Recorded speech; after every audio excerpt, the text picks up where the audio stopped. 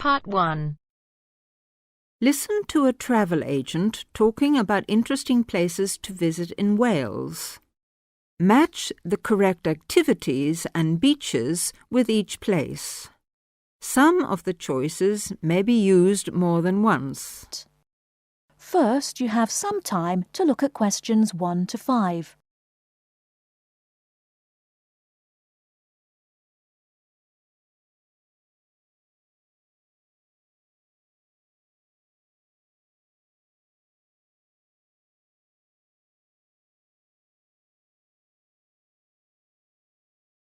Now, listen to the talk.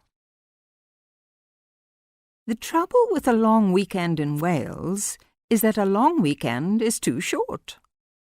There just isn't enough weekend for what Wales has to offer. Take the Welsh coastline. Whichever way you like your sand, you'll find it in Wales. For the active, there are surfing beaches all round the coast. At Marlow Sands, at Aberdaron, and particularly at Rhossili Beach on the Gower Peninsula, which offers some of the best surf in Europe. Sailing, too, is widely available with yachting centres such as Tenby in the south, Aberdyfi in mid-Wales, and Abersoch on the Len Peninsula in the north. There are big open beaches and there are small secluded bays and coves. The 6 miles of Pending Sands, for instance, in Carmarthen Bay, are so long and wide that they are frequently used for different kinds of racing events. While Llandwyn Bay, on a southern corner of Anglesey, offers 4 miles of sand and dune and countless vantages for the spectacular view across the bay to Snowdonia. Barrow Bay in the Pembrokeshire National Park is as secluded as they come, and like Munt, a golden sandy beach trapped in a tiny sheltered cove at the southern end of Cardigan Bay, basks in tranquility. And of course, there are many old fishing villages, Llangrannog and Barmouth among them. Before you hear the rest of the conversation, you have some time to look at questions 6 to 10.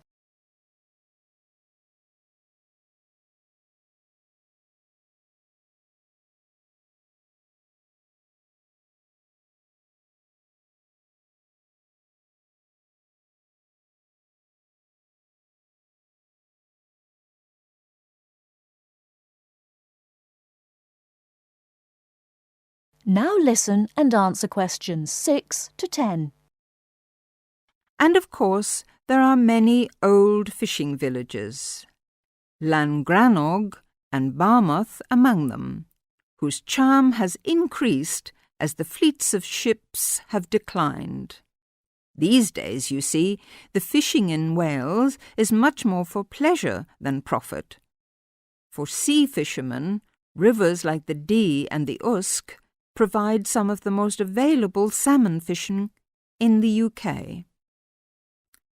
Is it any wonder that Wales lures fishermen in droves? And is it any wonder that there are hundreds of cosy lake and riverside inns to accommodate them? Wales is teeming with interesting places to stay and interesting things to do. That is the end of Part 1. You now have half a minute to check your answers.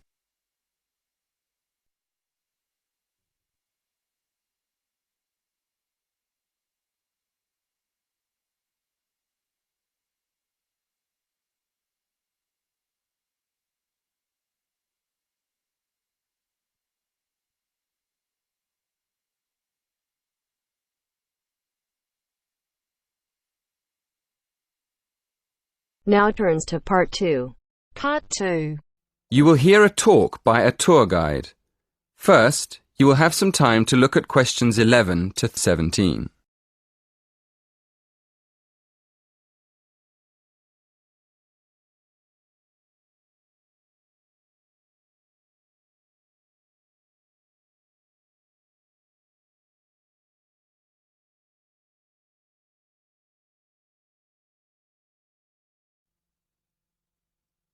Good morning.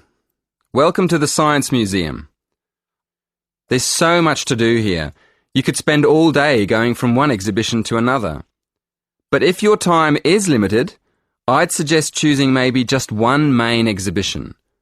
At the moment, I suggest that you don't miss our new exhibition of everyday inventions. It's amazing to see how objects we use in our daily lives, like paper clips, tea bags and light bulbs, were invented in the first place, and how they've developed over the years into such an essential part of our lives that we hardly ever notice them. You shouldn't miss it. The other thing I'd suggest if you don't have much time is a guided tour of the free exhibitions. These tours usually start on the hour, at 1 o'clock, 2 o'clock and so on. They're quite short, only half an hour, so you could do a couple of tours in an afternoon if you wanted to. If you'd like to go on a tour, you should go to the entrance of the exhibition on the ground floor and wait for the guide there. Just to give you an idea of the range of exhibitions we have here at the museum, I'm going to tell you about the exhibitions and activities we have for visitors of different ages. First of all, for the little ones, we have a fascinating area called Shapes and Patterns, where they can play with objects and images and see how they form different patterns. It's really colourful and exciting. Kids love it. Then, at the other end of the scale, we have more complex exhibitions that appeal more to our older visitors. There's one about the history of aviation, how planes developed over the years. Older visitors may even be able to remember some of the earlier planes on display. Another exhibition that adults might particularly enjoy is the energy exhibition. It shows the historical development of different forms of energy in Britain and how it has powered industry over the centuries. And of course, we mustn't forget the teenagers. There are lots of exhibitions to interest them, but my favourite one is the one where visitors can find out more about how physics works. It's a fun exhibition with plenty of hands-on activities that explore how light and heat and chemicals work. I still go there myself now and then. It's brilliant. Before you hear the rest of the talk, you have some time to look at questions 18 to 20.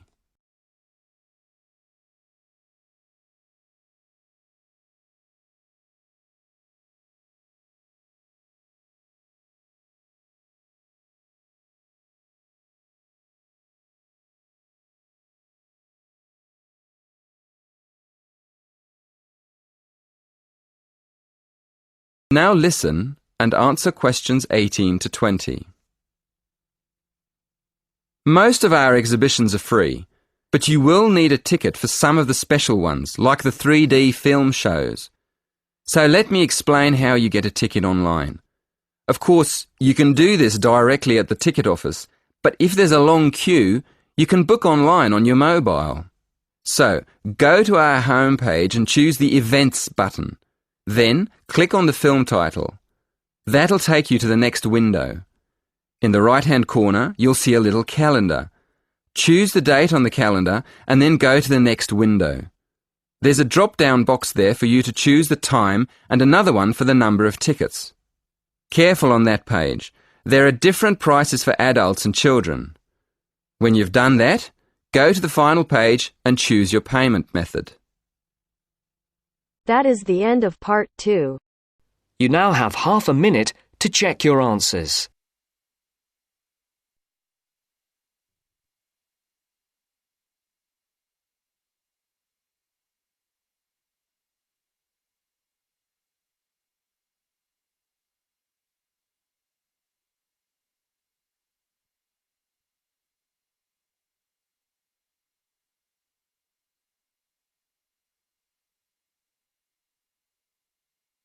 Now turns to part 3.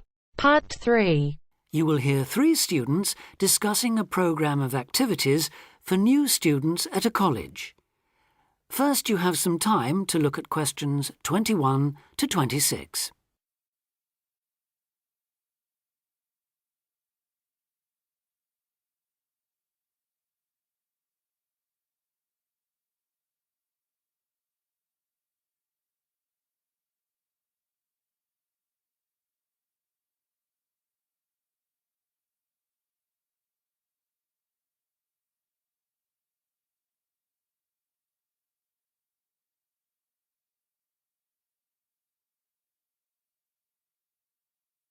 Now listen carefully and answer questions 21 to 26.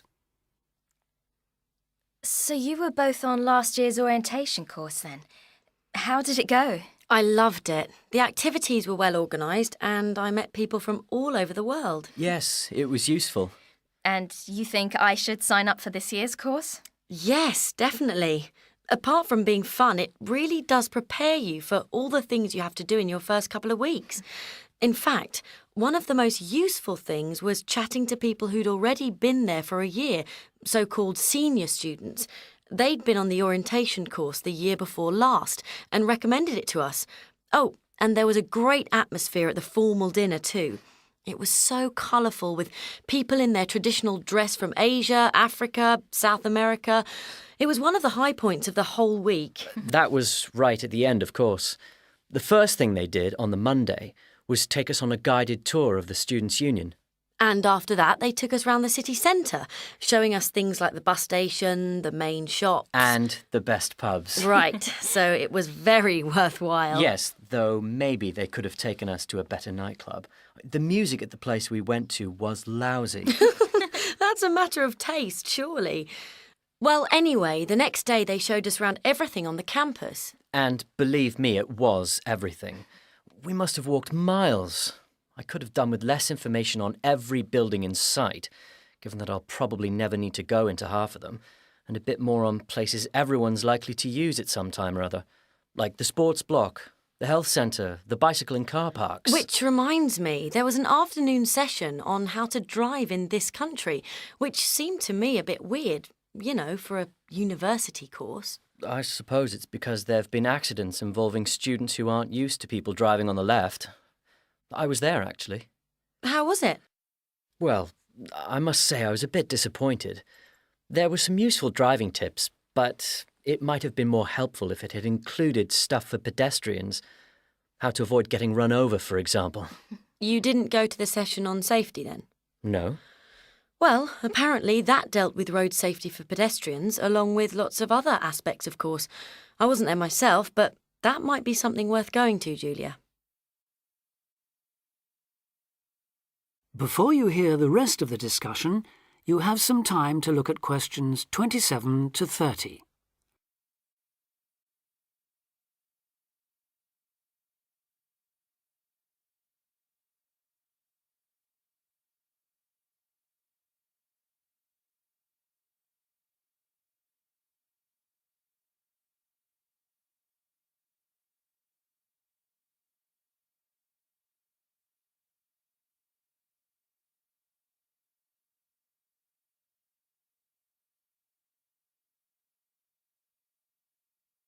Now listen and answer questions 27 to 30. I like the sound of the whole thing. Tell me, what's the accommodation like? Do you have a room to yourself or do you have to share? What do you have to take with you? For the orientation course, you'll have an individual room in one of the halls of residence. That'll be a different hall from the one you're booked into for the year, but they're both on the campus, so you won't have far to go. And you won't have to take much with you. The room will have chairs, table, wardrobe, bed, mattress, blankets, sheets and so on. Take a warm coat or jacket, though. It may well rain, and it's unlikely to reach even 20 degrees in late September. But it shouldn't drop below about 10, at least during the day, which is something, I suppose. Right. Now I know they can't do much about the weather, but did you have the feeling that they were looking after you on the course? Yes, we did. There were some little touches that showed they'd thought about what it was like to be starting a course of study abroad. Such as? Well, it's just a small example, but they gave us free email access to contact people at home. 30 minutes, if I remember correctly. Actually, I think it was 20. Yes, you're right. I was on for over half an hour and paid for an extra 10 or 15 minutes. Not that it was much. Emails don't take long to write anyway. No, they don't. So, just one more thing. The timetable. When does the course actually start and finish? Well, a lot of people get there on the Sunday, though you'd have to find a room for an extra night, as the course accommodation is only booked from the Monday, when things get going. Then they'll keep you busy all week until the dinner on the Friday. And that's it, is it? Yes, there's nothing after that. Though most people stay over till Saturday, partly to recover from the party, but also because they can then move straight into their permanent rooms. I think I'll do that. Well, thanks a lot for all your advice. I'm sure I'll enjoy the course. I wish I could go on this year's too. That is the end of part 3. You now have half a minute to check your answers.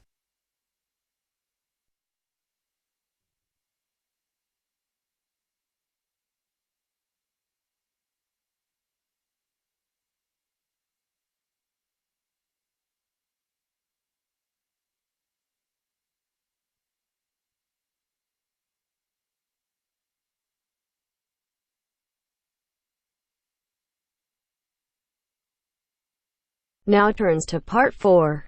Part 4. You will hear 3 students discussing exam techniques with their tutor. First, you have some time to look at questions 31 to 40.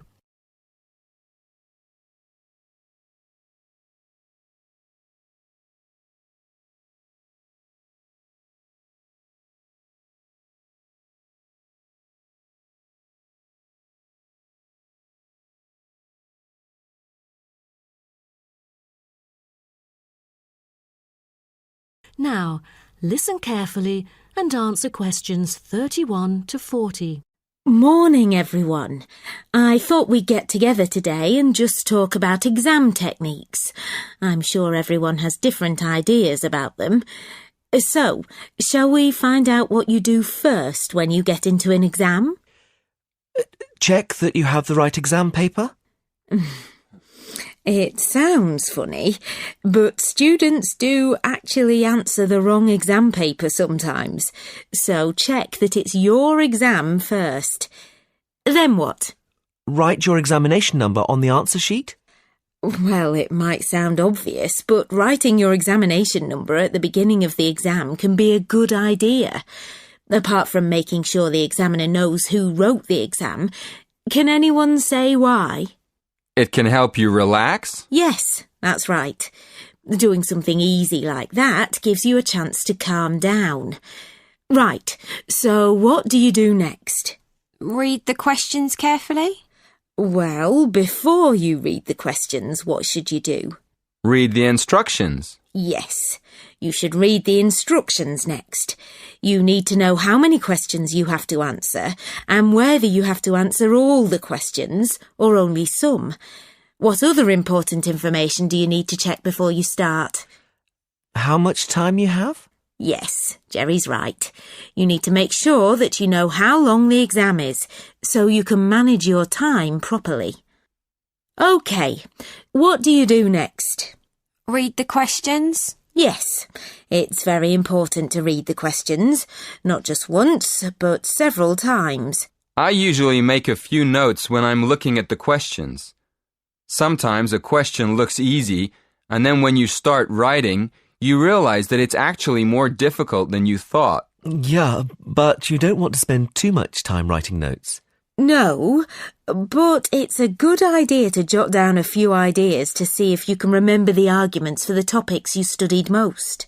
Once we've decided, is it better just to start at the beginning and answer the questions as they appear on the exam, or should we start with the easy questions? Well, I start with the questions that I know better and leave the ones I'm not sure of for the end.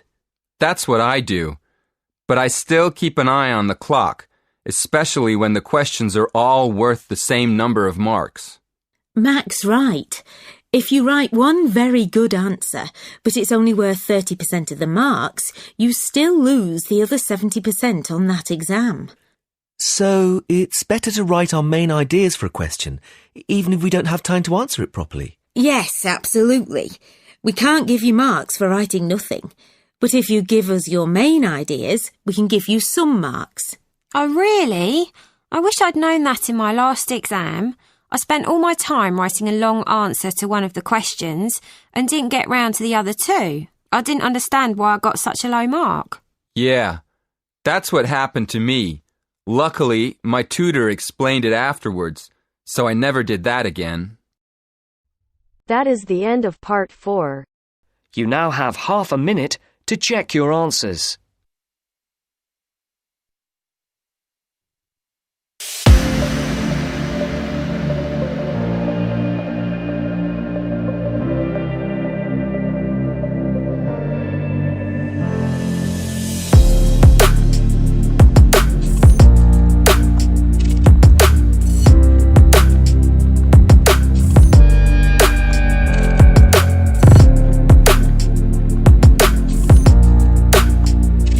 That is the end of the test. You now have 10 minutes to transfer your answers to your IELTS listening answer sheet.